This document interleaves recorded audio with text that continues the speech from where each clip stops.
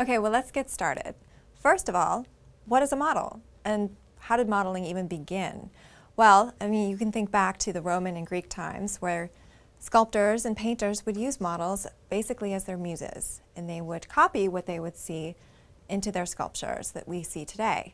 Now, it wasn't until maybe the late 1800s that we started seeing models in fashion, and that would be when ladies would go in to get their dresses made, that they would have models walk around in the varying designs of the day so that the ladies could choose which ones they liked based on what they saw on the models wearing them, kind of like early fashion shows.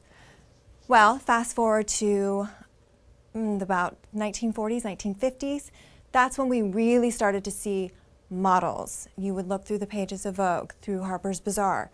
That's when the photographs were really being used in magazines so that women could identify with these models.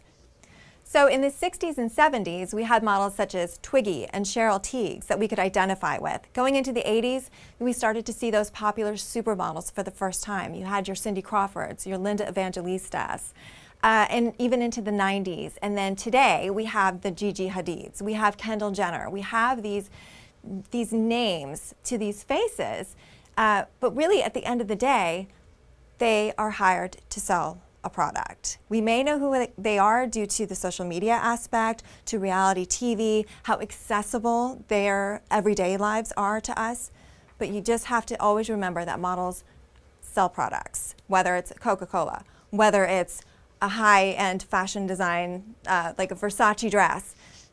These are the things that you have to remember. It's a job. So I'm hoping that with this video, you're really going to be able to take away exactly what it is that a model does and how to get into this business, not necessarily to be the next Gigi Hadid, but to be working, to make the money in order to have a lucrative, long-standing career in the modeling business.